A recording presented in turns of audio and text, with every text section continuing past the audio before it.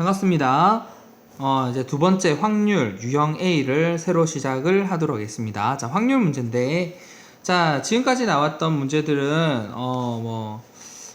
여러 가지 확률 문제 참 많아요. 근데 선생님이 제시하고 있는 확률 문제들은, 다른 것들은 좀 빼고, 글 문제들은 사실 많이 배제가 됐습니다. 그래서 여기 나오는 어떤 계산적인 아주 기본적인 것들을 위주로 문제를 풀 테니까 여러분 잘 따라와 주시고, 그 앞서서 선생님이 이론적인 설명을 오늘은 할 것인데 1번에서 할 것인데 자, 그 1번에 있는 이론들을 하나하나 잘 정리를 해주시면 좋겠습니다. 해설에 나와 있는 여러 가지들이 있거든요. 그런 것도 확인해 주시면 감사하겠습니다. 자, 먼저 확률의 어떤 기호적인 것을 봐야 되는데, 자, 확률에서는 확률에 여러 가지 기호 있죠.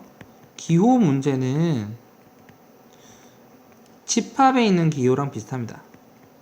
집합 기호랑 연관을 해서 풀어주면 되겠습니다. 무슨 얘기냐, 여기도 보면 A하고 B인데 사건이나 B 집합이나 같은 뜻이라 보면 되거든요. 부분 집합인데.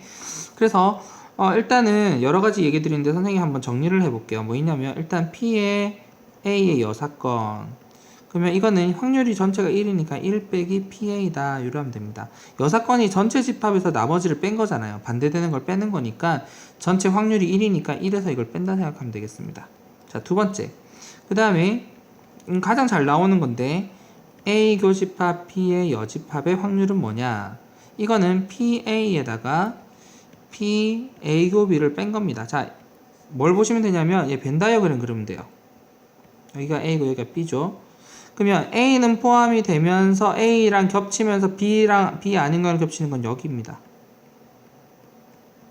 자, 이거를 A 차집합 B라고 할 수 있지만 얘는 이제 우리가 확률적으로 계산할 때 순수한 그 부분을 얘기해야 되거든요. 그래서 PA에 대해서 교집합을 뺀 거다라고 하시면 되겠습니다. 물론 합집합에서 B를 뺀 거라고 볼 수도 있지만 잘 나오는 거를 하나만 잘 기억해도 되거든요. 그래서 이렇게 기억하면 괜찮을 것 같아요.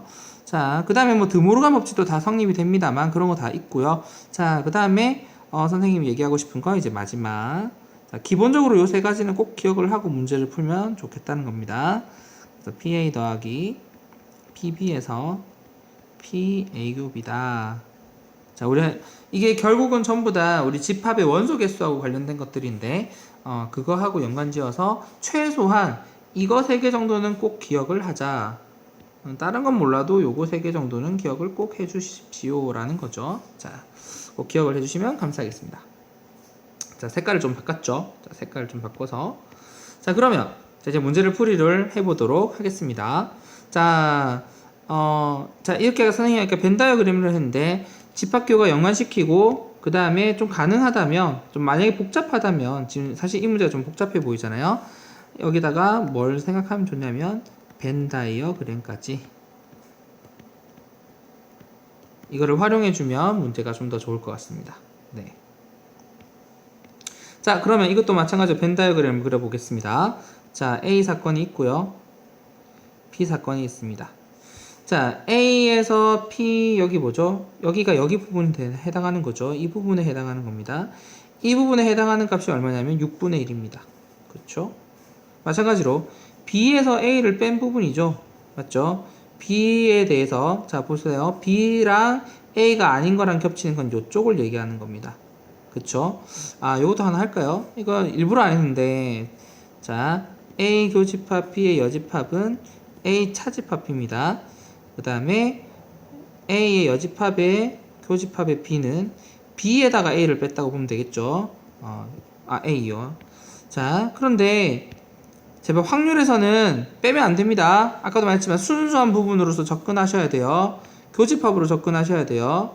아시겠죠? 교집합으로 꼭 접근하셔야 됩니다. 꼭 기억을 하셔야 됩니다. 이게 예를 들어서 PA 교집합 B의 여집합은 PA 빼기 PB다 이러면 안 된다고요. 이거 아닙니다.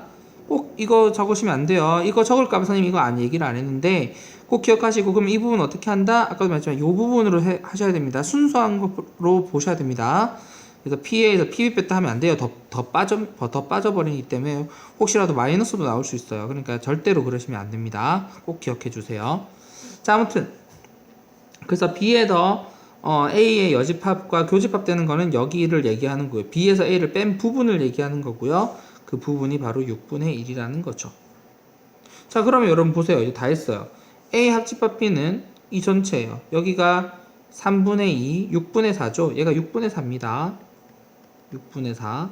그럼 6분의 4가 되기는 이 가운데 뭐가 돼야 되죠? 6분의 2가 돼야 되죠. 여기가 뭐죠? A 교집합 B죠. 거기에 대한 확률입니다. 얼마죠? 6분의 2, 3분의 1입니다. 그래서 정답은 얼마냐? 3분의 1이죠. 자, 이게 4점짜리로 나왔는데 쉬운 4점에 해당하기도 하지만 문제를 벤 다이어그램을 그리면 굉장히 쉬운데 이걸 어떤 연산 과정으로 풀면 또 헷갈릴 수가 있거든요. 아무튼 여러분 좀 복잡하면 벤 다이어그램까지 활용을 해서 집합 문제를 푼다고 생각해 주시면 되고, 주의할 점 계속 저는 주의합니다. 분명히 이렇게 푸는 학생이 아마 있을 거예요. 집합 표시는 이렇게 가능하지만 확률로는 이렇게 쓰면 안 된다. 꼭 어떻게 써야 된다? 이거는 순수한 A에서 누구를 빼라? 겹치는 거, 교집합을 빼는 거다. 꼭 이렇게 생각하셔야 되지, 이걸 B를 뺀다라고 하면 안 됩니다. 제발 꼭 기억을 해주시면 감사하겠습니다. 꼭 이거예요. 요거는 이거예요. 이거 아시겠죠? 네, 수고하셨습니다.